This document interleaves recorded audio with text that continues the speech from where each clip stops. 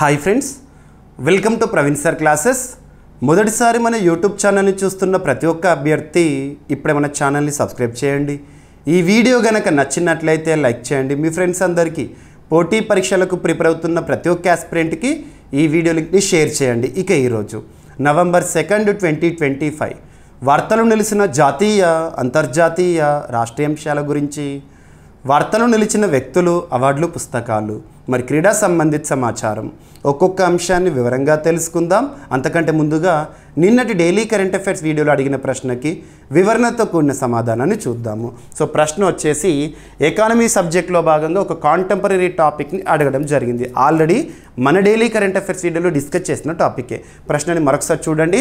భారత reserve bank of India నిర్వహించిన తాజా వార్షిక survey foreign liabilities and assets ప్రకారము 2024-25 ఆర్థిక సంవత్సరంలో భారతదేశంలోకి వచ్చిన విదేశీ ప్రత్యక్ష పెట్టుబడుల్లో ఏ దేశాలు అగ్రస్థానంలో ఉన్నాయి? టాప్ పొజిషన్లో ఉన్న కంట్రీస్ ఏంటి? మరి దేశంలోకి వచ్చిన మొత్తం విదేశీ ప్రత్యక్ష పెట్టుబడులు ఎంత? ఆ నంబర్ రంగాల వారీగా పరిశీలిస్తే ఏ రంగంలోకి అత్యధిక విదేశీ ప్రత్యక్ష పెట్టుబడులు రావడం జరిగింది? సో సమాధానాన్ని పరిశీలిద్దాము. ఆర్బీఐ భారతదేశంలో బ్యాంకులకే bank, apex bank, supreme bank, regulatory bank వారు నిర్వహించిన తాజా వార్షిక సర్వే అంటే సంవత్సరానికి ఒకసారి చేసే సర్వే. ఆ సర్వే ఏంటంటే ఫారెన్ లయబిలిటీస్ అండ్ అసెట్స్. ఆ సర్వే ప్రకారము 2024-25 ఆర్థిక సంవత్సరంలో మనం ఎకానమీ సబ్జెక్ట్లో భాగంగా ఆర్థిక సంవత్సరం ఏ కాలంగా చూస్తాము? ఏప్రిల్ 1న ప్రారంభమవుతుంది, మార్చి 31తో ముగుస్తుంది. అంటే 2024 ఏప్రిల్ 1 నుండి 2025 మార్చి 31 ఈ మధ్యకాలంలో మన భారతదేశానికి వచ్చిన ఎఫ్డిఐస్ గురించి చెప్తున్నాను. సో మన భారతదేశంలోకి వచ్చిన విదేశీ ప్రత్యక్ష పెట్టుబడుల్లో ఏ దేశాలు అగ్రస్థానంలో ఉన్నాయి? సో సింపుల్గా చూడండి, United States of America. So అగ్రదేశం అమెరికా నుండి మన భారతదేశంలో వస్తున్న మొత్తం విదేశీ ప్రత్యక్ష పెట్టుబడులను అబ్జర్వ్ చేస్తే అమెరికా నుండే దాదాపు 20% అంట. మన భారతదేశంలోకి వస్తున్న మొత్తం విదేశీ ప్రత్యక్ష పెట్టుబడుల్లో 20% అమెరికా నుండే. ఇక రెండవ స్థానంలో సింగపూర్ ఉంది. So Singapore 14.2%. అంటే ఈ రెండు దేశాలను అబ్జర్వ్ చేయండి. మన భారతదేశంలోకి వస్తున్న మొత్తం విదేశీ ప్రత్యక్ష పెట్టుబడుల్లో ఈ రెండు దేశాలు అగ్రస్థానంలో ఉన్నాయి. 20% ఏమో అమెరికా నుండి చూడవచ్చు, సింగపూర్ నుండి 14.2%. మరి భారతదేశంలోకి 2024-25 ఆర్థిక సంవత్సరంలో వచ్చిన మొత్తం FDI inflows, foreign direct investments ఎంత? అది ఇంపార్టెంట్. 68,75,931 కోట్ల రూపాయలు. ఈ నంబర్ గుర్తుపెట్టుకోవాల్సిందే. 68,75,931 కోట్ల రూపాయలు. ఓకేనా? మరి రంగాల వారీగా కనుక అబ్జర్వ్ చేసినాం అనుకోండి, రంగాల వారీగా అబ్జర్వ్ చేస్తే అత్యధికంగా తయారీ రంగంలోకి పెట్టుబడులు రావడం జరిగింది. మ్యానుఫ్యాక్చరింగ్ సెక్టార్కి భారత ప్రభుత్వం ఇంపార్టెన్స్ ఇస్తుంది. మేక్ ఇన్ ఇండియా కానివ్వండి, ఆత్మనిర్భర్ భారత్ కానివ్వండి, ఇవన్నీ కూడా. ఓకేనా? ఇక నెక్స్ట్ వచ్చేసేసి సర్వీసెస్ సెక్టార్, సేవా రంగం గుర్తుంచుకోండి. ఇక భారతదేశంలోకి వచ్చిన మొత్తం విదేశీ ప్రత్యక్ష పెట్టుబడులు ఇది. ఇందులో 20% అమెరికా నుండి, 14.2% సింగపూర్ నుండి చూడడం జరిగింది. మరి భారతదేశంలోకి వస్తున్న విదేశీ ప్రత్యక్ష పెట్టుబడులను చూసాము. మరి భారతదేశం నుండి వివిధ దేశాలకు వెళ్తున్న పెట్టుబడులపైన కూడా అవగాహన ఉండాలి. ఆ నెంబర్ ఎంత అంటే 11,66,790 కోట్ల రూపాయలు. 2024-25 ఆర్థిక సంవత్సరంలో మరి భారతదేశం నుండి వివిధ దేశాలకు వెళ్తున్న పెట్టుబడులు అంటే మన భారతీయ సంస్థలు కానివ్వండి, భారతదేశంలోని వ్యక్తులు కానివ్వండి, వివిధ దేశాల్లో చేసే పెట్టుబడులు. ఈ నెంబర్ ఇంపార్టెంట్. మరి అత్యధికంగా ఏ దేశంలో జరుగుతున్నాయి పెట్టుబడులు అంటే 22.2% అరౌండ్ సింగపూర్లో మన భారతదేశం నుండి ఎక్కువగా పెట్టుబడులు వెళ్తున్నాయి. గుర్తుపెట్టుకోండి, ఈ నెంబర్ ఇంపార్టెంట్. అండ్ అభ్యర్థులకు మరొకసారి చెప్తున్నాను, the stats in the economy are not at all static, they are dynamic, they are volatile. అర్థశాస్త్రంలో మనం చూసే గణాంకాలు ఏవైతే ఉంటాయో ఎప్పుడు కూడా తటస్థంగా, స్థిరంగా ఇలాగే ఉండవు, మారుతూ ఉంటాయి. మారుతున్న కాలానికి అనుగుణంగా మనం కూడా మారాలి. ఇక నేను చెప్తున్న గణాంకాలు ఏవైతే ఉంటాయో మీకు అప్డేట్స్లో ఏవైతే ఇస్తున్నానో అవన్నీ కూడా చూడండి.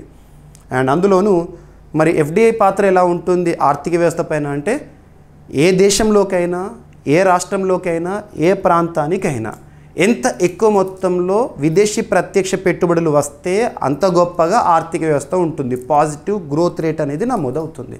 గుర్తుపెట్టుకోండి. అందుకే రాష్ట్రాలు కానివ్వండి, భారత ప్రభుత్వం కానివ్వండి, ఎఫ్డిఐస్ని అట్రాక్ట్ చేయడానికి చాలా ప్రోత్సాహకాలను కూడా ఇస్తూ ఉంటాయి. మా దేశంలో పెట్టుబడులు పెట్టండి అని చెప్పేసి ఇలాంటివి చూడాలి మనము. ఓకేనా? ఈ సర్వే గుర్తుపెట్టుకోండి. ఆల్రెడీ మన డైలీ కరెంట్ అఫైర్స్ వీడియోలో ఈ టాపిక్ని ఇన్ డీటెయిల్గా డిస్కస్ చేశాము. ఆ గణాంకాలన్నీ కూడా మీకు నేను పీడిఎఫ్లో ప్రొవైడ్ చేయడం జరిగింది కూడా. అభ్యర్థులందరూ కూడా మన యాప్ని ఇన్స్టాల్ చేసుకోండి. జీవీకే స్టడీ సర్కిల్ యాప్ని ఇన్స్టాల్ చేసుకోండి. అభ్యర్థులందరికీ ఒక ఇంపార్టెంట్ అనౌన్స్మెంట్. చాలామంది అభ్యర్థుల కోరిక మేరకి మన యాప్లో ప్రతిరోజు చాలామంది అభ్యర్థులు రిక్వెస్ట్ చేస్తున్నారు. యూట్యూబ్ వీడియో కింద కామెంట్ బాక్స్లో కూడా చాలామంది ఆఫర్స్ గురించి అడుగుతున్నారు. సో అభ్యర్థుల కోరిక మేరకు మన జీవీకే స్టడీ సర్కిల్ యాప్లో అందుబాటులో ఉన్న అన్ని కోర్సుల పైన సర్ప్రైజ్ ఆఫర్స్, సో భారీ ఆఫర్లను ఈ రోజు నుండి ఇవ్వడం జరుగుతుంది. ఈరోజు November 2 నైట్ 8 PM నుండి ఆఫర్స్ అన్నీ కూడా స్టార్ట్ అవుతాయి. మీరు చూడొచ్చు, ప్రైసెస్ అన్నీ కూడా మీకు అందుబాటు ధరలో ఉంచడం జరిగింది. డైలీ సీఏ కోర్స్ యొక్క ప్రత్యేకత ఏంటంటే మన డైలీ కరెంట్ అఫైర్స్ వీడియోని ప్రతిరోజు సాయంత్రం 7 గంటలకి యూట్యూబ్ ప్లాట్ఫామ్ ద్వారా మీకు అందిస్తున్నాను కదా. ఈ వీడియోలో డిస్కస్ చేసే ఈచ్ అండ్ ఎవ్రీ టాపిక్ ఉంటుంది కదా, మీకు చూపిస్తున్న స్క్రిప్ట్ ఉంటుంది కదా, you can download it. PDF ఫార్మాట్లో ఉంటుంది, ప్రింట్ తీసుకోవచ్చు, రివిజన్ చేయండి. అందులో డే వైజ్గా, డైలీ వైజ్గా, డేట్ వైజ్గా కరెంట్ అఫైర్స్ టెస్ట్లను కూడా అందిస్తున్నాను. ప్రతి ఒక్క కోర్స్ కూడా మీకు మన యాప్లో పోటీ పరీక్షల కోణంలో 100% యూస్ఫుల్గా ఉంటుంది. ప్రతి కోర్స్ పైన కూడా భారీ ఆఫర్ అనేది ఉండడం జరిగింది. ఓకేనా? యాప్ ఇన్స్టాల్ చేసుకోండి, ప్లే స్టోర్లో అందుబాటులో ఉంటుంది. లేదంటే ఈ వీడియో కింద కామెంట్ బాక్స్లో ఫస్ట్ కామెంట్లో మన యాప్ లింక్ని పోస్ట్ చేస్తాను. ఓకేనా? ఇదంతా కూడా మీకు ఆల్రెడీ నేను ఎక్స్ప్లెయిన్ చేస్తాను. ఓకేనా? మన డైలీ కరెంట్ అఫైర్స్ వీడియోలో, right? So examination point of view అడుగుతారు. ఇటువంటి గణాంకాలు ఏవైతే ఉంటాయో వీటిపైన మనం ప్రత్యేకంగా ఫోకస్ చేసి తీరాల్సిందే, రైట్?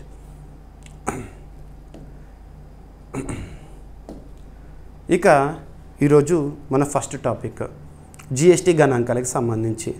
దాదాపు ప్రతి నెల 1st or 2nd డేట్స్లో మనం జిఎస్టీ గణాంకాల గురించి డిస్కస్ చేస్తాము. GST, goods and services tax. First ఈ టాపిక్ని డిస్కస్ చేసే ముందు స్టాటిక్ పాయింట్ చూద్దాము. వార్తలు నిలిచిన ఒక అంశాన్ని సబ్జెక్ట్ లింక్ చేస్తున్నాను, కాన్సెప్ట్ ఎక్స్ప్లెయిన్ చేసిన తర్వాత దానికి సంబంధించిన స్టాటిక్ పాయింట్స్ని ఇస్తున్నాను. అవన్నీ కూడా గుర్తుపెట్టుకోండి. మన డైలీ కరెంట్ అఫైర్స్ వీడియోని ప్రతిరోజు చూడండి. కరెంట్ అఫైర్స్ కోణంలో 100% సాధించడంతో పాటు జనరల్ స్టడీస్లో మ్యాక్సిమం స్కోర్ చేయగలుగుతారు. ఇక్కడ అబ్జర్వ్ చేస్తే GST, goods and services tax, వస్తు సేవల పన్ను అంటాం. జిఎస్టీ ఏ రకమైన పన్ను అంటే ఇది పరోక్ష పన్ను, ఇండైరెక్ట్ ట్యాక్స్. గుర్తుపెట్టుకోండి, జిఎస్టీ అనేది పరోక్ష పన్ను, ఇండైరెక్ట్ ట్యాక్స్. మనం ట్యాక్సేషన్ సిస్టమ్ ఎకానమీలో పన్ను వ్యవస్థ గురించి నేర్చుకునేటప్పుడు డైరెక్ట్ ట్యాక్స్, ఇండైరెక్ట్ ట్యాక్సెస్ గురించి చూస్తాం కదా. ఇది పరోక్ష పన్ను. భారతదేశంలో జిఎస్టీని అమల్లోకి తీసుకురావడానికి దేశంలోనే అత్యున్నత చట్టమైన రాజ్యాంగంను సవరించడం జరిగింది. ఏ రాజ్యాంగ సవరణ అంటే 101వ రాజ్యాంగ సవరణ చట్టం. దేనికి సంబంధించిందంటే జిఎస్టీకి సంబంధించింది. 2016 సంవత్సరంలో చూసాము. ఈ రాజ్యాంగ సవరణ చట్టం ద్వారా జిఎస్టీని రాజ్యాంగంలో పొందుపరచడం జరిగింది. దేశంలో జిఎస్టీ ఎప్పుడు అమల్లోకి వచ్చిందంటే 1 జూలై 2017 నుండి జిఎస్టీ అమలుని మనం చూస్తున్నాం. గుర్తుపెట్టుకోండి, జిఎస్టీ అనేది రాజ్యాంగబద్ధంగా అమలవుతుందని చెప్పొచ్చు.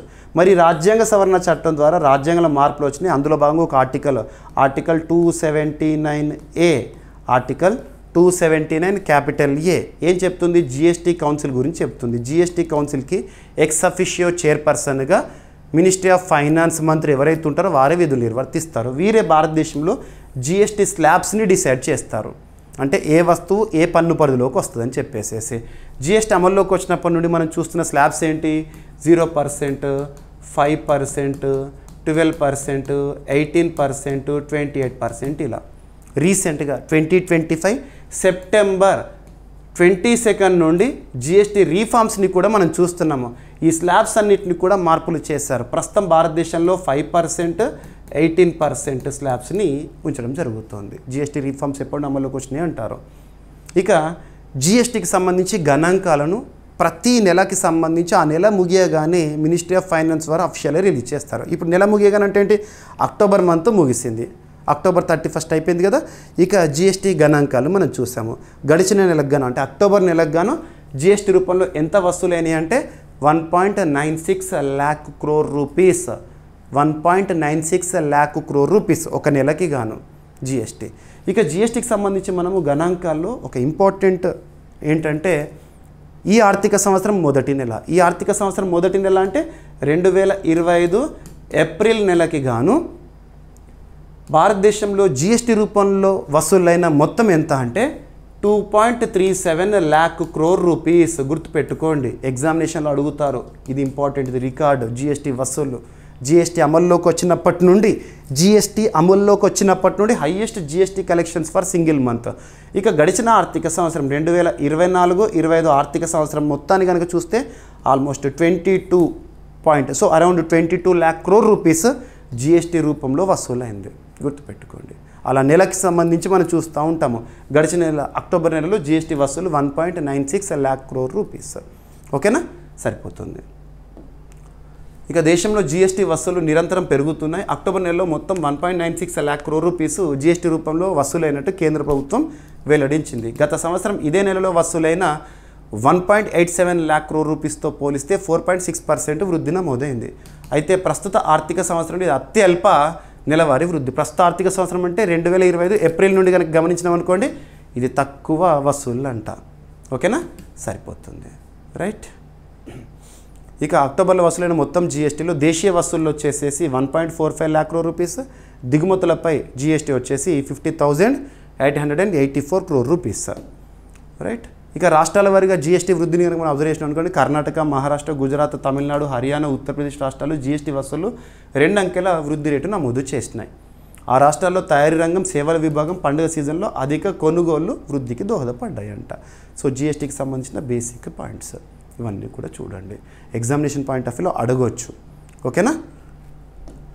ఇక నెక్స్ట్ టాపిక్ వచ్చేసి సైన్స్ అండ్ టెక్నాలజీలో భాగంగా అభ్యర్థులకు మరొకసారి చెప్తున్నాను, గుర్తుపెట్టుకోండి. కరెంట్ అఫైర్స్ అంటే ఏదో ఒక సింగిల్ సబ్జెక్ట్ కాదు.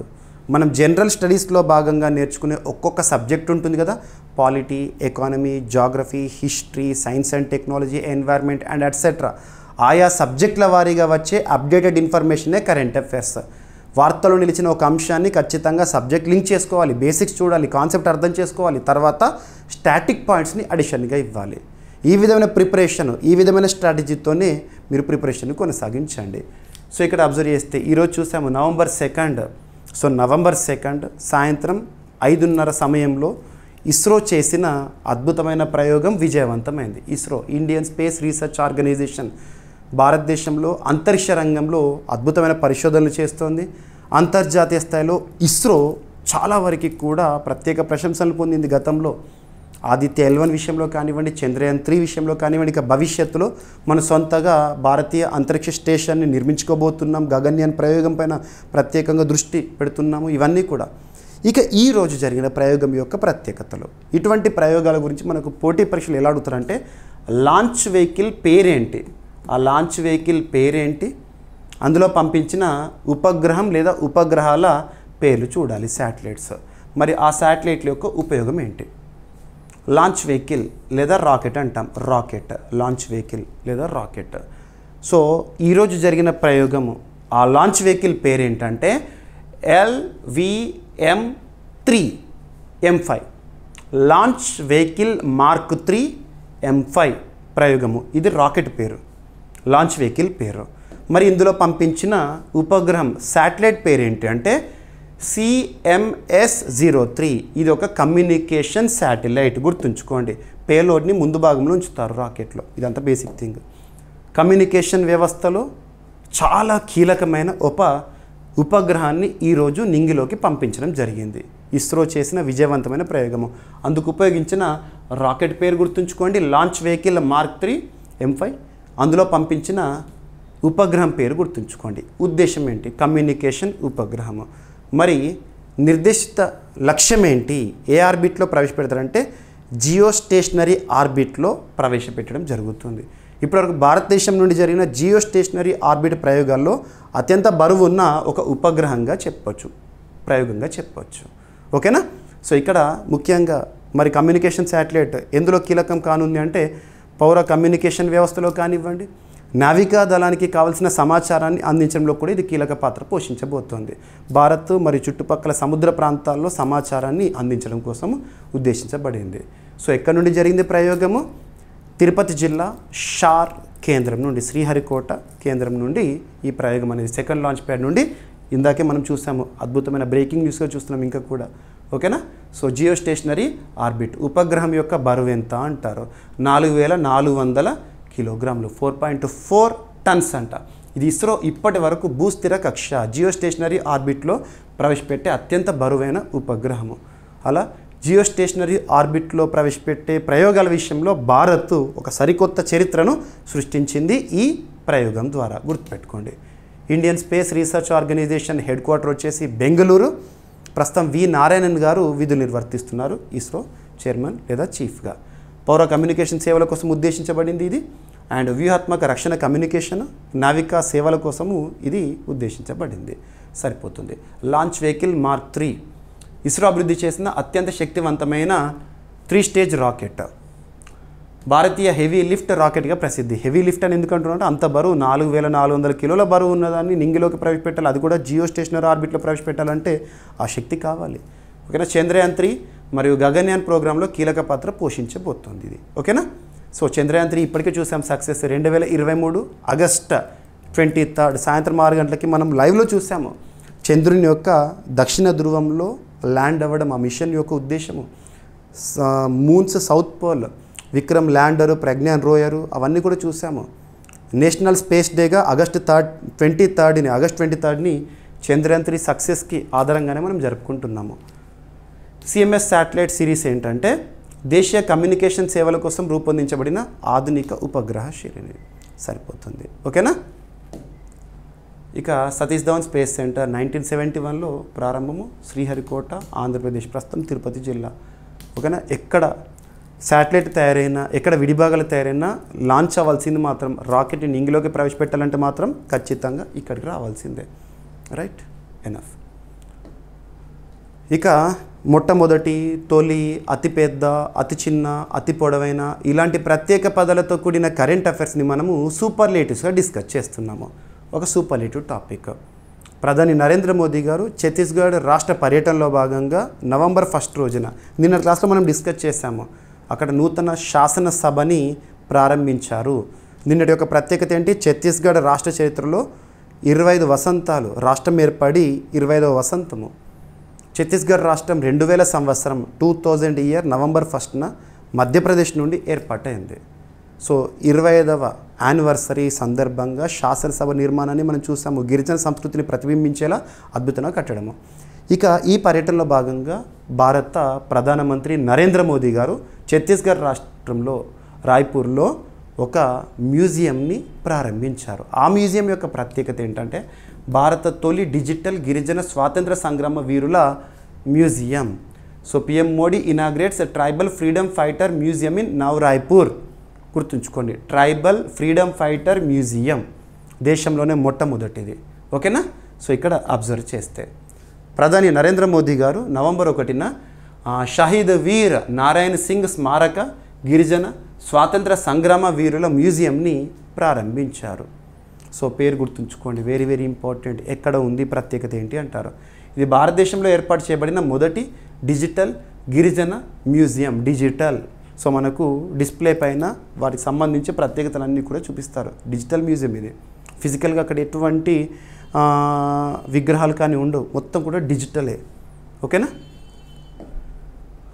ఈ మ్యూజియం ఛత్తీస్గఢ్లోని సోనాఖాన్ ప్రాంతానికి చెందిన వీర్ నారాయణ్ సింగ్ సహా బ్రిటిష్ పాలనకు వ్యతిరేకంగా పోరాడిన గిరిజన వీరులకు అంకితం చేయబడిందంట. మ్యూజియం ఛత్తీస్గఢ్ గిరిజన స్వాతంత్ర పోరాట చరిత్ర, సాంస్కృతిక వారసత్వం, త్యాగగాథలను ఆధునిక డిజిటల్ టెక్నాలజీతో ప్రదర్శిస్తుంది. సరిపోతుంది. ఓకేనా? భగవాన్ బిర్సా ముండా దేశవ్యాప్తంగా గిరిజనుల ప్రేరణ ప్రతీకగా నిలిచినట్లే వీర్ నారాయణ్ సింగ్ ఛత్తీస్గఢ్ గౌరవానికి ప్రతీకంగా పరిగణిస్తారంట. సో బిర్సా ముండా జయంతి మనం చూస్తాం నవంబర్ 15 జనజాతీయ గౌరవ్ దివస్. సో జార్ఖండ్లో ఎవరైతే బిర్సా ముండా ప్రత్యేకంగా గుర్తింపు పొందారో దేశవ్యాప్తంగా, ఛత్తీస్గఢ్ నుండి కూడా గిరిజన గుర్తింపు ఉన్న ఒక ఫ్రీడమ్ ఫైటర్ వీర్ నారాయణ్ సింగ్. సో తన పేరిటే ఇక్కడ ఈ మ్యూజియం డిజిటల్ మ్యూజియం ప్రత్యేకత దేశంలోనే మొట్టమొదటి ట్రైబల్ డిజిటల్ మ్యూజియం నవరాయ్పూర్ ఛత్తీస్గఢ్. సరిపోతుంది. ఓకేనా? ఎనఫ్. వీర్ నారాయణ్ సింగ్ 1795లో జన్మించారు. సోనాఖాన్ ఛత్తీస్గఢ్ ప్రాంతానికి సంబంధించి 1857 సిపాయిల తిరుగుబాటులో మరణించారు. ఆయన ఛత్తీస్గఢ్ తొలి స్వాతంత్ర సమరయోధుడిగా పిలుస్తారు. సరిపోతుంది. ఓకేనా? ఇక గిరిజనకు సంబంధించిన ఒక అంశాన్ని డిస్కస్ చేస్తాం. వీడు ఇంకొక టాపిక్ని కంటిన్యూషన్గా వెళ్దాము. మణిపూర్ రాష్ట్రంలో ఒక గిరిజన వేడుక లేదా ఫెస్టివల్ న్యూస్లో ఉంది. అభ్యర్థులు గుర్తుపెట్టుకోండి, ఈశాన్య రాష్ట్రాల్లో జరిగే మేళాలు, జాతరలు, ఫెస్టివల్స్ ఏవైతే ఉంటే వాటిపైన ఖచ్చితంగా ఫోకస్ చేయండి. క్వశ్చన్స్ వస్తాయి. గోర్సంకోరా ఫెస్టివల్ అరుణాచల్ ప్రదేశ్కి సంబంధించి చూసాం మనం రీసెంట్గా. అంబుబాచి మేళా అస్సాం రాష్ట్రంలో చూసాము. అండ్ ఇటీవల కాలంలో మన భారతదేశంలో ముఖ్యంగా ఈశాన్య రాష్ట్రాల్లో చూస్తున్న ఒక పండుగల్లో ఇది కూడా ఇంపార్టెంట్. November 1, 2025 రోజున జరుపుకున్న ఒక పండుగ చవాంగ్ కుట్ ఫెస్టివల్. ఇది పోస్ట్ హార్వెస్ట్ ఫెస్టివల్గా గుర్తింపు పొందింది. మణిపూర్ని దాదాపు 2.5-3 ఏళ్ల నుండి మనం చూస్తున్నాం. ఎక్కువగా వార్తలు నిలుస్తోంది.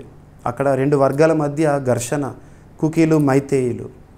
2025 ఫిబ్రవరి మంత్లో మణిపూర్ రాష్ట్ర ముఖ్యమంత్రిగా ఉన్న బీరెన్ సింగ్ గారు రాజీనామా చేశారు. ప్రస్తుతం మణిపూర్లో రాష్ట్రపతి పాలన. కాన్స్టిట్యూషన్గా చూస్తే కాన్స్టిట్యూషనల్ ఎమర్జెన్సీ అనేది అమల్లో ఉంది. ఆర్టికల్ 356 అత్యధిక సార్లు ఆర్టికల్ 356ని ఎదుర్కొన్న రాష్ట్రంగా మణిపూర్. ఇప్పుడు కూడా రీసెంట్గా రాష్ట్రపతి పాలన మరొక 6 నెలల పాటు పొడిగింపు అనేది చూసాం ఆగస్టు మంత్లో. ఇవన్నీ ఇంపార్టెంట్. మణిపూర్ రాష్ట్రంలో ఒక గిరిజన పండుగ ఏంటది? చవాంగ్ కుట్ November 1, 2025 రోజున జరిగింది. చిన్ కుకీ మిజో తెగల పంట పండుగ మణిపూర్లో. ఓకేనా? సో మణిపూర్ అంతర్జాతీయ సరిహద్దును పంచుకుంటోంది. ఏ దేశంతో పంచుకుంటుంది? మణిపూర్ అంటే మయన్మార్ దేశంతో. మణిపూర్ రాష్ట్రంలో చిన్ కుకీ మిజో తెగల ప్రధాన పండుగ చవాంగ్ కుట్ చాలా ప్రత్యేకమైంది. ఈ పండుగను ప్రతి సంవత్సరం November 1న ఈశాన్య భారతదేశంలోని చిన్ కుకీ మిజో సమాజాలు ఘనంగా జరుపుకుంటాయి. ఇది పోస్ట్ హార్వెస్ట్ ఫెస్టివల్, పంట కోత జరిగిన తర్వాత జరుపుకునే ఒక పండుగ. ఐక్యత, సామూహిక ఉత్సవంగా ప్రత్యేకత. ఓకేనా? సరిపోతుంది. హార్న్బిల్ ఫెస్టివల్ వస్తుంది. ఇక మనకు నాగాలాండ్ రాష్ట్రంలో హార్న్బిల్ ఫెస్టివల్ December 1st వీక్లో చూస్తాం. December 1st నుండి 10th వరకు చూడండి. ఏదైనా టాపిక్ వార్తలోకి రాబోతుందంటే ముందే మనకు ఐడియా ఉండాలి. మీకు చాలాసార్లు రివిజన్ చేస్తూనే ఉన్నాను, ఐడియా ఉండాలి. ఓకేనా? సో చిన్ కుకీ మిజో తెగలు భారతదేశము, మయన్మార్, బంగ్లాదేశ్ సరిహద్దు ప్రాంతాల్లో నివసించే సామాజిక సాంస్కృతికంగా అనుబంధ తెగలు. సరిపోతుంది. రైట్? మణిపూర్ రాష్ట్రంలో పండుగలు చూస్తే యావినంగ్ అండ్ లూయింగ్, లెహరౌబా ఇటువంటి పండుగలు. చఖ్హౌ రైస్ మణిపూర్ రాష్ట్ర సంస్కృతిలో భాగం. చఖ్హౌ రైస్, బ్లాక్ రైస్ అంటాము. వారి పండుగల సమయంలో వడ్డించుకుంటారు. అది చఖ్హౌ GI ట్యాగ్ ఉన్న ప్రోడక్ట్ అది. ఇక Bokaro steel plant. Bokaro steel plant ఎక్కడ ఉందని మీకు జాగ్రఫీ సబ్జెక్ట్లో భాగంగా చాలాసార్లు క్వశ్చన్ చూస్తుంటారు పోటీ పరీక్షల్లో. Jharkhand Bokaro steel plant.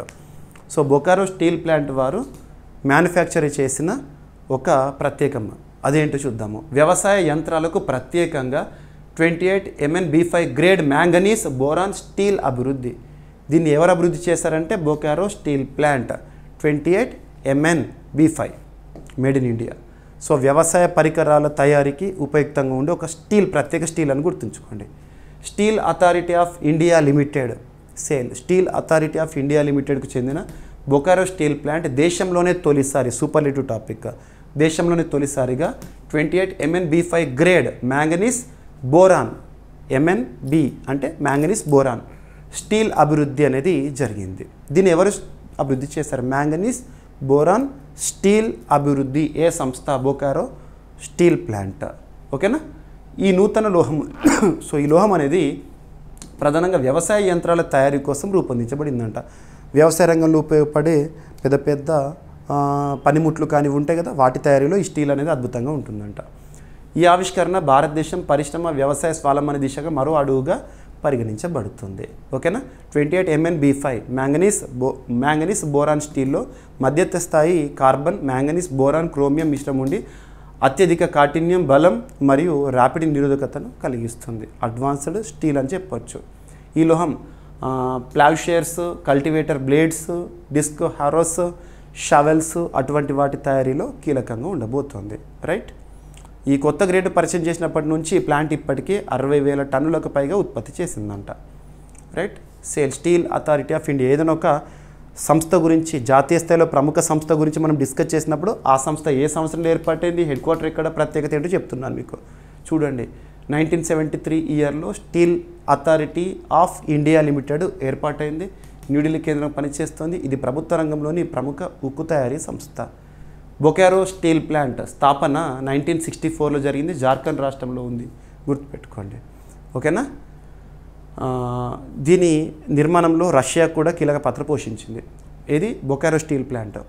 Manganese boron steel ప్రాముఖ్యత, అధిక ఉష్ణత, పీడన, ర్యాపిడ్ నిరోధకత దీని సొంతము. రైట్, సరిపోతుంది. ఇటువంటివి చూడండి. ఇటీవల బార్క్ యొక్క ఇన్నోవేషన్స్, ఐఐటీస్ యొక్క ఇన్నోవేషన్స్, ఇటువంటి ఇన్నోవేషన్స్ పైన ఎగ్జామినేషన్లో ఖచ్చితంగా మనం క్వశ్చన్ని ఎక్స్పెక్ట్ చేసి తీరాల్సిందే. ఇక బెంగళూరులో నగరపాలక సంస్థ పరిధిలో ప్రత్యేకంగా ఒక అవగాహన కార్యక్రమాన్ని ప్రారంభించారు. Garbage dumping festival. ఫెస్టివల్ అంటే ఏదో ప్రత్యేక వేడుక, అంగరంగ వైభవంగా జరుపుకునేది కాదు, అవగాహన కోసం జరుపుకునేది ఇది. వాస్తవానికి ఇటీవల మనం చాలా టాపిక్స్ చూస్తున్నాము. ప్రస్తుతం సాలిడ్ వేస్ట్ మేనేజ్మెంట్, ఈ వేస్ట్ మేనేజ్మెంట్ అనేది పెద్ద ఛాలెంజ్ ప్రభుత్వాలకు కానివ్వండి, ప్రపంచవ్యాప్తంగా కానివ్వండి. ఇటీవల ఛత్తీస్గఢ్ రాష్ట్రంలో అర్బన్ ఏరియాలో మరియు రూరల్ ఏరియాలో గార్బేజ్ కేఫ్ ఏర్పాటు గురించి, అంబికాపూర్ గురించి, గార్బేజ్ కేఫ్ గురించి భారత ప్రధాని నరేంద్ర మోదీ గారు లాస్ట్ సండే మన్ కీ బాత్లో కూడా ప్రశంసించారు. ఆ టాపిక్ని మనం డిస్కస్ చేసాం ఎప్పుడో. మరి ఈ చెత్తకి సంబంధించి లేదా ప్లాస్టిక్ వేస్ట్ మేనేజ్మెంట్కి సంబంధించి ఐడియా ఉండాలి ప్రతి వ్యక్తికి. బెంగళూరులో ఈ ఫెస్టివల్ యొక్క గార్బేజ్ డంపింగ్ ఫెస్టివల్ యొక్క ఉద్దేశం ఏంటంటే, నగరపాలక సంస్థ నిర్వాహకులు నిర్వహిస్తున్నారు. ఎవరైతే ఏ ఇండ్ల వాళ్ళైతే బెంగళూరులో ఉండే ఇండ్లు ఉంటాయి కదా, సో ఇండ్ల వాళ్ళు చెత్త నిర్వహణ విషయంలో ఎవరైతే అజాగ్రత్తగా ఉంటున్నారో, డిసిప్లిన్ అనేది లేకుండా ఉంటున్నారో, చెత్త సేకరణ విషయం లేదా చెత్త డంపు చేయడం విషయం కానివ్వండి, అటువంటి ఇండ్లను గుర్తించి వాళ్ళ ఇంటి ముందే చెత్తను డంప్ చేస్తారంట. ఇంటి ముందు చెత్త వేసేసరికి ఏమవుతుంది, ఏరియా మొత్తం కూడా అదేంటి అక్కడ చెత్త పడింది అని చెప్పేసి ఒక ఐడియా అనేది క్రియేట్ అవుతుంది. ఏం జరుగుతుంది, సో చెత్త గురించి అవగాహన రావాలి. సో చెత్త విషయంలో డిసిప్లిన్ అనేది కోల్పోయారు ఆ ఇంట్లో ఉండేవాళ్ళు. కాబట్టి వాళ్ళ ఇంటి ముందట చెత్తను మొత్తం తీసుకొచ్చేసి లారీలు తీసుకొచ్చి డంప్ వేసేసాము అంటే ఏమవుతుంది, వాళ్ళకు కూడా మార్పు అనేది వస్తుంది. రేపటి రోజున మా ఇంటి ముందు వేస్తారేమో ఇలాంటిదని చెప్పేసి ప్రతి ఒక్కరికి అవగాహన. చెత్త గురించి, చెత్త సేకరణ గురించి, ప్లాస్టిక్ వేస్ట్ మేనేజ్మెంట్ గురించి అవగాహన కల్పించడానికి గార్బేజ్ డంపింగ్ ఫెస్టివల్ని ఇటీవల ఏ రాష్ట్రంలో, ఏ సిటీలో ప్రారంభించారు అంటారు, బెంగళూరులో. ఓకేనా. సో గ్రేటర్ బెంగళూరు అథారిటీ నగరంలో పెరుగుతున్న వ్యర్థాల తప్పు నిర్వహణ సమస్యను ఎదుర్కోవడానికి గార్బేజ్ డంపింగ్ ఫెస్టివల్ అనే వినూత్న అవగాహన కార్యక్రమాన్ని ప్రారంభించింది. ఈ ప్రత్యేక కార్యక్రమం ద్వారా నగర ప్రజల్లో శుభ్రత, బాధ్యత, రెస్పాన్సిబిలిటీ ఉండాలి ప్రతి ఒక్కరికి. వ్యర్థాల వర్గీకరణ, వేస్ట్ సెగ్రిగేషన్, సో తడి చెత్త, పొడి చెత్త ఇలా చేయండి అని చెప్పేసి మనకు అవగాహన ఇస్తారు నగరపాలక సంస్థ వాళ్ళు. అవసరమైతే ఆ డస్ట్బిన్స్ కూడా ఇస్తారు, తడి చెత్త ఇందులో వేయండి, పొడి చెత్త ఇందులో అని చెప్పేసి. అవి పాటించని వాళ్ళు అన్నట్టు వాళ్ళ ఇంటి ముందట డంపింగ్ చేస్తున్నారు. ఈ ప్రచారం గ్రేటర్ బెంగళూరు అథారిటీ మరియు Bengaluru solid waste management limited సంయుక్తంగా ప్రారంభించింది. మంచిదే ఇటువంటివి. దీనిలో భాగంగా పునరావృతంగా వ్యర్థ సేకరణ నియమాలను ఉల్లంఘిస్తున్న ఇళ్ల ముందు ఉద్దేశపూర్వకంగా చెత్త వేయడం ద్వారా ప్రజల దృష్టిని ఆకర్షించారు. ఆ ఇళ్లకు వ్యర్థాల నిర్వహణ నియమాలు పాటించకపోవడంతో జరిమానా కూడా విధించారంట. ఈ చర్యలు పౌరుల్లో పట్టణ శుభ్రత పట్ల భావం మరియు సమాజ భాగస్వామ్యం పెంచడంలో సహాయపడతాయంట. సరిపోతుంది. ఓకేనా. ఎనఫ్. భారతదేశంలో solid waste management act, solid waste management rules 2016 ప్రతి పౌరుడు సంస్థ వ్యర్థాలను వేరు చేసి ఇవ్వడం తప్పనిసరి. తడి చెత్త, పొడి చెత్త ఇలాగా చెత్త వేరు చేయకపోవడము, తప్పు ప్రదేశాల్లో వేయడము, దహనం చేయడం వంటి చర్యలకు స్థానిక సంస్థలు జరిమానాలు కూడా విధించవచ్చు. ఓకేనా. సరిపోతుంది. బెంగళూరు కర్ణాటక రాష్ట్రంలో ఉంది. కర్ణాటక రాష్ట్రంలో ప్రస్తుతం కాంగ్రెస్ అధికారంలో ఉంది. ప్రభుత్వము సిద్ధరామయ్య గారు ముఖ్యమంత్రిగా ఉన్నారు. ఇక కరెంటు పాలిటీలో భాగంగా అర్థం చేసుకోవచ్చు. ఎగ్జామినేషన్ పాయింట్ ఆఫ్ వ్యూలో ప్రశ్న వచ్చినా రాకపోయినా కూడా ఇటువంటి మనకు ఐడియా ఉండాలి కొన్ని టాపిక్స్. ఎందుకంటే డైలీ లైఫ్లో ఇటువంటివి మనకు ఖచ్చితంగా ఉపయుక్తంగా ఉంటాయి. సో సుప్రీంకోర్టు ప్రస్తుత ప్రధాన న్యాయమూర్తి బిఆర్ గవై గారు. బిఆర్ గవై గారు ఉన్నారు. నవంబర్ 23 అప్పటి వరకు కూడా బిఆర్ గవై గారు ఉంటారు. తన పదవి వివరణ జరిగిన తర్వాత జస్టిస్ సూర్యకాంత్ గారు వస్తారు. ఆ నియామక ప్రక్రియ ఇటీవల పూర్తయింది. నెక్స్ట్ సూర్యకాంత్ గారు ఇంకా రాలేదు. ఈరోజైతే బిఆర్ గవై గారు కదా.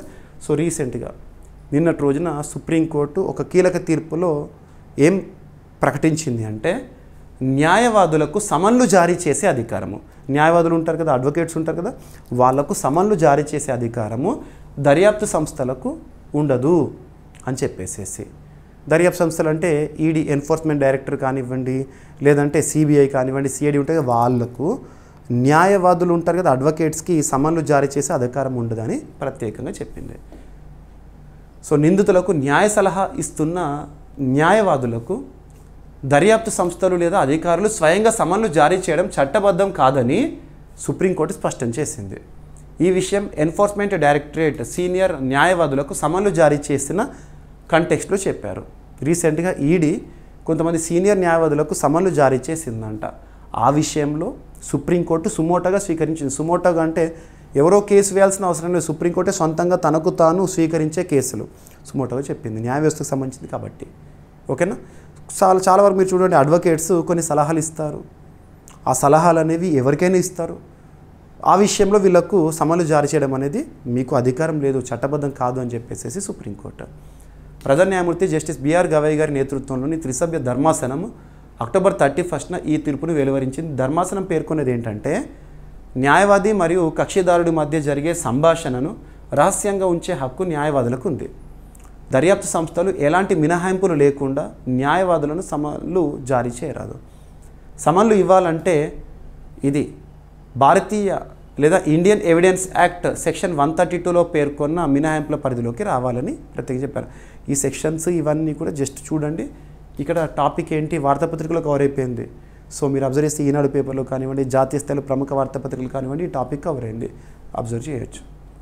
రైట్. ఇండియన్ ఎవిడెన్స్ యాక్ట్ ఏ సంవత్సరం 1872 సెక్షన్ 126 అండ్ 132 ఏం చెప్తుందంటే న్యాయవాది కక్షిదారుడి మధ్య సంభాషణ రహస్యంగా ఉండాలని నిబంధన ఉంటుంది. ఇది న్యాయవాదులపై నైతిక బాధ్యత, గుర్తుంచుకోండి. ఓకేనా. ఇక ఫిష్ సెన్సస్, ఫిషరీస్కి సంబంధించి డిజిటల్ సెన్సస్ అనేది మొట్టమొదటిసారి న్యూస్లో ఉంది. ఏ సంస్థ పరిధిలో, ఏ యాప్ చూస్తే సరిపోతుంది. మెరైన్ ఫిషరీస్ సెన్సస్ 2025 దేశంలోని తొలి పూర్తి డిజిటల్ మరియు జియో రెఫరెన్స్ చేపల లెక్కింపు అంట. ఏ సంస్థ పరిధిలో అంటే ICAR, central Marine Fisheries Research institute. ఎక్కడుంది ఆ సంస్థ? కొచ్చి. ఏదైనా ఒక సంస్థ జాతీయ స్థాయిలో ఇంపార్టెన్స్తో ఉంది అంటే ఆ సంస్థ హెడ్ క్వార్టర్ ఎక్కడో చూడాలి. కొచ్చి కేంద్రంగా పనిచేస్తుంది. ఓకేనా. సో భారత ప్రభుత్వం marine fisheries census, marine maritime అని అర్థం వచ్చిందంటే సముద్ర సంబంధిత అన్నట్టు, మెరైన్ ఫిషరీస్ సెన్సస్ 2025ని ప్రారంభించింది. ఇది దేశ చరిత్రలో మొదటి పూర్తిగా డిజిటల్ మరియు జియో రెఫరెన్స్ ఫిషరీస్ లెక్కింపు అంట. దీనిని ఐకార్ సిఎంఎఫ్ఆర్ఐ అభివృద్ధి చేసిన వ్యాస మొబైల్ అప్లికేషన్ల ద్వారా నిర్వహిస్తున్నారు. ఈ అప్లికేషన్ని ఎవరు డెవలప్ చేశారో సరిపోతుంది. ఉద్దేశం ఏంటి? భారతదేశంలో పూర్తిగా మొట్టమొదటిసారిగా digital geo reference fisheries census లెక్కింపు, వన్యప్రాణులకు సంబంధించి కానివ్వండి, ఫిషరీస్కి సంబంధించి కానీ, డాల్ఫిన్ సెన్సస్ గురించి కానివ్వండి, ఎగ్జామినేషన్లో అడుగుతారు. ఈ సెన్సస్ ద్వారా దేశవ్యాప్తంగా ఉన్న సముద్ర మత్స్యకార కుటుంబాలు, మౌలిక సదుపాయాలు, సామాజిక ఆర్థిక పరిస్థితులు వంటి వివరాలను సమగ్రంగా సేకరించనున్నారు. గుర్తుంచుకోండి. ఓకేనా.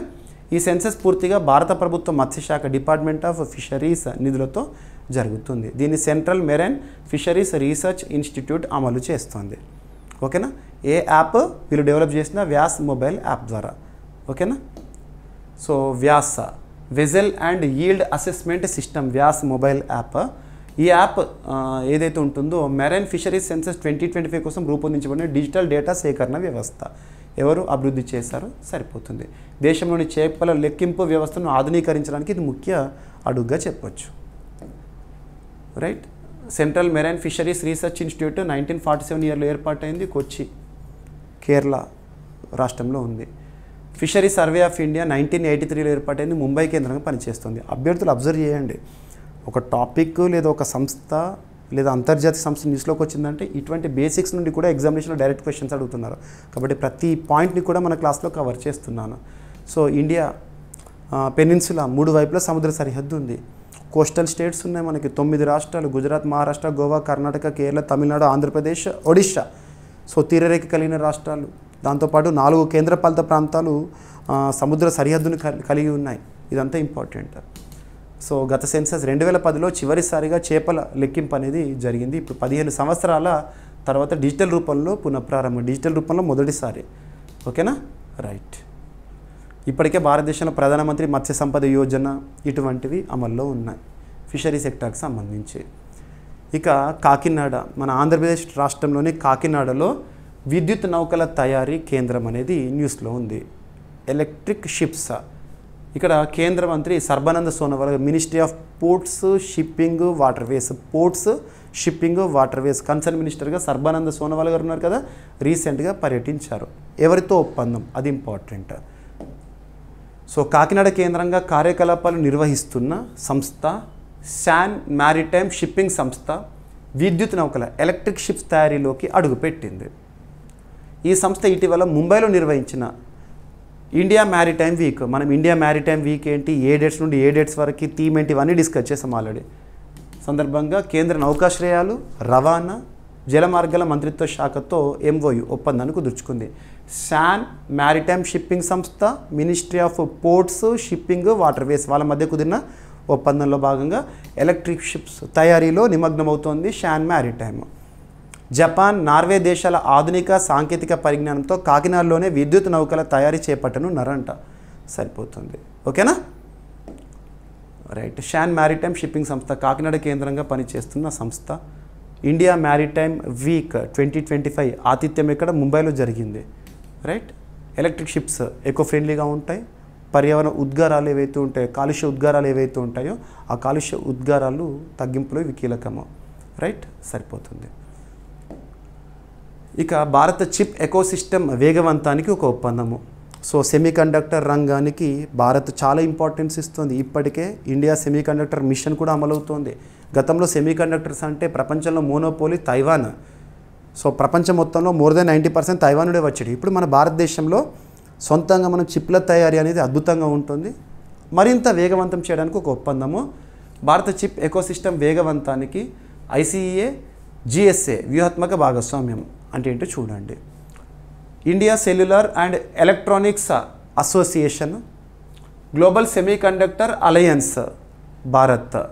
సెమీకండక్టర్ రంగంలో ప్రపంచ విలువ గొలుసులో గ్లోబల్ సెమీకండక్టర్ వాల్యూ చైన్ని మరింత వేగవంతం చేయడంలో కీలక ఒప్పందము. సంస్థల పేర్లు గుర్తుంచుకోండి. దేనికి సంబంధించిన భారతదేశంలో చిప్ల తయారీని మరింత వేగవంతం చేయడం కోసము. ఓకేనా, సరిపోతుంది. ఎలక్ట్రానిక్స్ మరియు సమాచార మంత్రిత్వ శాఖ పరిధిలో ministry of electronics and information technology, ప్రస్తుతం కన్సర్న్ మినిస్టర్గా ఎవరున్నారు, అశ్విని కుమార్ వైష్ణవ్ గారు. Right. India cellular and electronics association 2017 ఇయర్లో ఏర్పాటైంది. ప్రధాన కార్యాలయం న్యూఢిల్లీ. ఉద్దేశం ఏంటి సంస్థ అంటే మొబైల్ ఫోన్లు, ఎలక్ట్రానిక్స్ మరియు విడిభాగాల తయారీలో భారతదేశాన్ని గ్లోబల్ లీడర్గా తీర్చిదిద్దడం. Global Semiconductor Alliance Texas, America కేంద్రంగా పనిచేస్తోంది. వాళ్ళ మధ్యలో ఒప్పందము.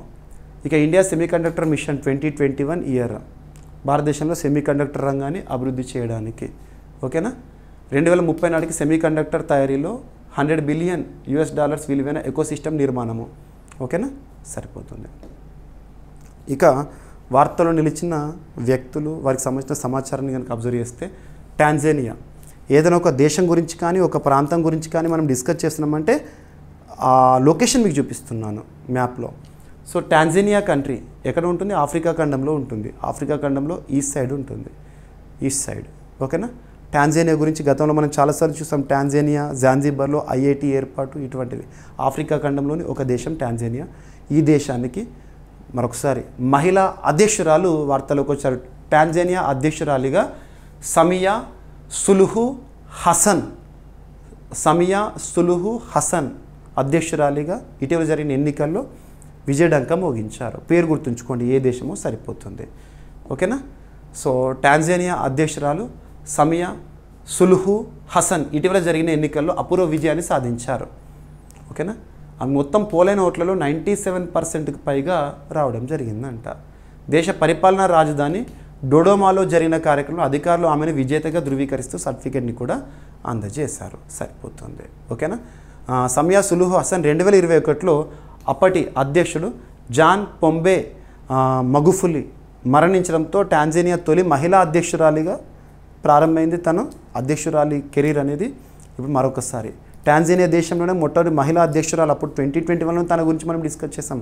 మళ్ళీ ఎన్నికల్లో అధికారికంగా ఎన్నికల ప్రక్రియలో ఎన్నిక కావడం జరిగింది. ఓకేనా. డొడోమా క్యాపిటల్ ఆఫ్ టాంజానియా, టాంజానియా దేశము. కరెన్సీ వచ్చేసి షిల్లింగ్. ప్రస్తుత అధ్యక్షురాలు. ఓకేనా, గుర్తుపెట్టుకోండి. తన పార్టీ ఏంటి? చామాచా మ్యాపిమ్ డుజీ. ఎగ్జామినేషన్ పాయింట్ ఆఫ్ వ్యూ అడుగుతారు. ఇటీవల ఏదైనా ఒక దేశంలో ఎన్నికలు జరిగినాయి అంటే అధ్యక్ష ఎన్నికలు కానివ్వండి, ప్రధానమంత్రి పదవికి సంబంధించిన ఎన్నికలు కానివ్వండి జరిగినాయి అనుకోండి, పార్లమెంట్ ఎన్నికలు కానీ జరిగితే అధికారంలోకి వచ్చిన వారి పార్టీ అడుగుతారు. ద బెస్ట్ ఎగ్జాంపుల్ ఏంటంటే లాస్ట్ ఇయర్ 2024 ఇయర్లో తెలంగాణ రాష్ట్రంలో జరిగిన టీజీపీఎస్సీ వారు నిర్వహించిన పోటీ పరీక్షల్లో శ్రీలంక అధ్యక్షుడు అనురకుమార దిశనాయకే పైన క్వశ్చన్ అడిగి తను ఏ పొలిటికల్ పార్టీ అని అడిగారు. గుర్తుపెట్టుకోండి. అలా మీకు ఈ సమాచారం మొత్తాన్ని కూడా ఇస్తున్నాను. ఇక కోల్ ఇండియా సిఎండిగా, చైర్మన్ అండ్ మేనేజింగ్ డైరెక్టర్గా సనోజ్ కుమార్ జా బాధ్యతలు స్వీకరించడం జరిగింది నిన్నటి రోజున, నవంబర్ 1 రోజున. సనోజ్ కుమార్ జా కోల్ ఇండియాకి నూతన సిఎండిగా.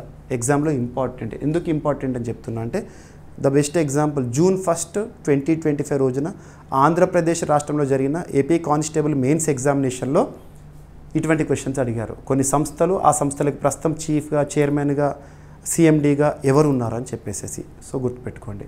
కోల్ ఇండియాకి ప్రభుత్వ రంగ సంస్థ coal India limited chairman, managing డైరెక్టర్గా సనోజ్ కుమార్ జా నియమితులయ్యారు. ఆయన ప్రస్తుతం బొగ్గు మంత్రిత్వ శాఖ అదనపు కార్యదర్శిగా పనిచేస్తున్నారు. నిన్నట్టున్న బాధ్యతలు స్వీకరించారు. ఓకేనా. సో కొత్త సిఎండి నియామకం వరకు తనే ఉంటారని అధికారికంగా. ఎవరి స్థానంలో వచ్చారంటే పిఎం ప్రసాద్ పదవి విరమణ చేశారు మొన్న అక్టోబర్ 31 రోజున. తన స్థానంలో ఇతను వచ్చారు. ఓకేనా, గుర్తుంచుకోండి. ఇక కోల్ ఇండియా లిమిటెడ్ 1975 ఇయర్లో ఏర్పాటైంది. కోల్కతా, వెస్ట్ బెంగాల్ కేంద్రంగా పనిచేస్తుంది. ఓకేనా, సరిపోతుంది. ఇక నెక్స్ట్, వాస్తవానికి కేరళ రాష్ట్రంలో సాహిత్య రంగంలో ఇచ్చే అత్యున్నత పురస్కారము, కానీ జాతీయ స్థాయిలో ప్రముఖంగా వార్తల్లో నిలిచింది పురస్కారము. ఈరోజు మీరు చూడొచ్చు ఈనాడు పేపర్లో కానివ్వండి, మీకు వాట్సాప్ ఛానల్ కూడా పోస్ట్ చేస్తాను చూడండి. అభ్యర్థులందరూ మన వాట్సాప్ ఛానల్ని ఫాలో అవ్వండి, మీకు అప్డేట్స్ ఇస్తూనే ఉన్నాను. సో కేజీ శంకర్ పిల్లై, కేరళ రాష్ట్రం, మలయాళ సాహిత్య రంగంలో తనకంటూ ప్రత్యేక గుర్తింపు పొందిన వ్యక్తి. కేరళ రాష్ట్ర అత్యున్నత సాహిత్య పురస్కారమైన ఎజుతాచన్ పురస్కార గ్రహీతగా ఈ సంవత్సరానికి గాను నిలిచారు. ఎజుతాచన్ పురస్కారము ఏ రాష్ట్రానికి సంబంధించింది? కేరళ. ఏ రంగానికి సంబంధించింది? కేరళ రాష్ట్ర సాహిత్య రంగంలోనే అత్యున్నత పురస్కారము. పురస్కార గ్రహీత ఎవరంటే కేజీ శంకర్ పిల్లై. డైరెక్ట్గా గుర్తుపెట్టుకోండి, ఎనఫ్. ఓకేనా. మలయాళ భాష సాహిత్య అభివృద్ధికి చేసిన వ్యక్తులకి, విశేష కృషి చేసే వ్యక్తులను గుర్తించి పురస్కారాన్ని ఇస్తారు. రైట్. కేరళ రాష్ట్ర సాంస్కృతిక శాఖ ఆధ్వర్యంలో 1993లో ఈ పురస్కారం అనేది ప్రారంభమైంది. ఈ సంవత్సరానికి గాను ఎవరు? శంకర్ పిల్లై గారు. ఓకేనా. సో ఇక ఈరోజు ప్రశ్న ప్రతి ఒక్కరు సమాధానం ఇవ్వండి. యునెస్కో క్రియేటివ్ సిటీస్ నెట్వర్క్ లిస్ట్లో భారతదేశం నుండి చోటు పొందిన 9వ నగరం ఏది? ఈ జాబితాను యునెస్కో ఏ సంవత్సరంలో ప్రారంభించింది? భారతదేశం నుండి ఈ జాబితాలో చోటు పొందిన నగరాలను సంవత్సరాల వారీగా తెలపండి. ఏ సిటీ, ఏ ఇయర్, ఏ ఫీల్డ్ తెలపండి. ఆల్రెడీ మనము ఈ టాపిక్ని నిన్నటి కరెంట్ అఫైర్స్ వీడియోలో, నవంబర్ 1 కరెంట్ అఫైర్స్ వీడియోలో ఇన్ డీటెయిల్గా డిస్కస్ చేస్తాము. మన యూట్యూబ్ ఛానల్లో చూడవచ్చు మీరు. అండ్ అభ్యర్థులందరూ కూడా మన యాప్ని ఇన్స్టాల్ చేసుకోండి. GVK study circle app. అన్ని కోర్సుల పైన కూడా భారీ ఆఫర్ అనేది ఈరోజు నైట్ 8 o'clock స్టార్ట్ అవుతాయి. సో చూడవచ్చు. పోటీ పరీక్షలకు ఉపయుక్తంగా కోర్సెస్ అన్నీ కూడా అందుబాటులో ఉన్నాయి. ఇక ఈరోజు టాపిక్స్ని మనం క్విక్ రివిజన్ చేస్తే, ఫస్ట్ జిఎస్టీ వసూళ్ళు అక్టోబర్ నెలకి గాను 1.96 lakh crore rupees అంట. ఇక LV-M3 M5 రాకెట్ ప్రయోగము విజయవంతము. సో దానిలో పంపించిన నింగులోకి పంపిన శాటిలైట్ ఏంటి, ప్రత్యేకతలు ఏంటి? అండ్ భారతదేశ తొలి డిజిటల్ గిరిజన స్వాతంత్ర సంగ్రామ వీరుల మ్యూజియం, డిజిటల్ మ్యూజియం ఎక్కడ? ట్రైబల్ సంబంధించి. సో ఛత్తీస్గఢ్ రాష్ట్రంలో భారత ప్రధాని గారు ప్రారంభించారు. సో చవాంగ్కుట్ ఫెస్టివల్ మణిపూర్ రాష్ట్రంలో నిన్నటి రోజున జరిగింది. అండ్ బొకారో స్టీల్ ప్లాంట్ అభివృద్ధి చేసిన అధునాతన స్టీల్ పేరేంటి, ప్రత్యేకత ఏంటి, ఎందులో ఉపయుక్తంగా ఉంటుంది? అండ్ బెంగళూరులో వినూత్నమైన గార్బేజ్ డంపింగ్ ఫెస్టివల్. అండ్ న్యాయవాదులకు సమన్లు జారీ చేసే అధికారము దర్యాప్తు సంస్థలకు ఉండదని సుప్రీంకోర్టు స్పష్టం చేసింది. మరైన్ ఫిషరీస్ సెన్సస్ 2025 వ్యాస్ యాప్ని ఎవరు అభివృద్ధి చేశారు, ప్రత్యేకత ఏంటి? అండ్ కాకినాడలో విద్యుత్ నౌకల తయారీ యూనిట్ శాన్ సంస్థ పరిధిలో. అండ్ ఐసీఈఏ అండ్ జిఎస్ఏ ఒప్పందము భారతదేశంలో సెమీకండక్టర్ రంగాన్ని మరింత వేగవంతం చేయడానికి. అండ్ టాంజానియా అధ్యక్షురాలిగా మరొకసారి సమియా సులుహు హసన్ ఇటీవల జరిగిన అధ్యక్ష ఎన్నికల్లో గెలుపొందారు. అండ్ కోల్ ఇండియా లిమిటెడ్కి నూతన సీఎండీగా సనోజ్ కుమార్ ఝా గారు బాధ్యతలు స్వీకరించారు. అండ్ కేజీ శంకర్ పిల్లై మలయాళ రచయిత ఈ సంవత్సరానికి గాను కేరళ రాష్ట్ర అత్యున్నత సాహిత్య పురస్కారాన్ని గెలుచుకున్నారు. ఇక ఈరోజు ప్రశ్న, యునెస్కో క్రియేటివ్ సిటీస్ నెట్వర్క్ లిస్టులో భారతదేశం నుండి చోటు పొందిన 9వ నగరం ఏది? ఈ జాబితాను యునెస్కో ఏ సంవత్సరంలో ప్రారంభించింది? భారతదేశం నుండి ఈ జాబితాలో ఇప్పటివరకు చోటు పొందిన నగరాలు సంవత్సరాల వారీగా తెలపండి. So simple answer. నిన్నటి క్లాస్ చూడండి, మీకు ఈజీగా ఉంటుంది. అండ్ అభ్యర్థులందరూ కూడా మీ నుండి నేను కోరుకునేది ఒకటే, మీ సపోర్ట్ ఎంకరేజ్మెంట్ని వీడియోకి లైక్ రూపంలో తెలియజేయండి. ప్రతిరోజు క్లాస్ అందిస్తున్నాను. వార్తలు ఇచ్చిన ఒక టాపిక్ని పోటీ పరీక్షల కోణంలో మ్యాక్సిమం ఎంతవరకు డెప్త్గా ఇవ్వగలుగుతానో అంతవరకు ఎక్స్ప్లెయిన్ చేస్తూనే ఉన్నాను. అండ్ మీరు మన కరెంట్ అఫైర్స్ క్లాస్ని ప్రతిరోజు చూడడం ద్వారా కరెంట్ అఫైర్స్ కోణంలో 100% సాధించడంతో పాటు జనరల్ స్టడీస్లో మ్యాక్సిమం నాలెడ్జ్ని పొందుతారు, మ్యాక్సిమం స్కోర్ చేయగలుగుతారు. ఏ పోటీ పరీక్షన, ఏ స్థాయి పోటీ పరీక్షన. అండ్ ఇక్కడ అడుగుతున్న డైలీ కరెంట్ అఫైర్స్ వీడియోలో అడుగుతున్న ప్రశ్న యొక్క ఇంపార్టెన్స్ ఏంటంటే, పలానా అంశాల నుండి తప్పనిసరిగా రానున్న పోటీ పరీక్షల్లో ప్రశ్నలు వస్తాయని వేటినైతే నేను భావించానో రోజుకు ఒకటి చొప్పున ప్రశ్నగా ఇస్తున్నాను. వీడియోని వేలాది మంది అభ్యర్థులు చూస్తున్నారు, కానీ కామెంట్ బాక్స్లో సమాధానం మాత్రం వందలాది మాత్రమే ఉంటున్నాయి. ప్రతి ఒక్కరు మీకు ఎంతవరకు సమాధానం తెలిస్తే అంతవరకు ఇవ్వండి. నెక్స్ట్ డే రేపటి రోజున ఎలాగో ఎక్స్ప్లెనేషన్ ఇస్తాను కాబట్టి మీకు ఈ టాపిక్ పట్ల క్లారిటీ అనేది కూడా వస్తుంది. ఏమైనా మిస్లేనియస్ టాపిక్స్ ఉన్నాయనుకోండి, నో నీడ్ టు వర్రీ. రేపటి క్లాస్లో జోడించి ఎక్స్ప్లెయిన్ చేద్దాం. రేపు కలుద్దాం. Thank you.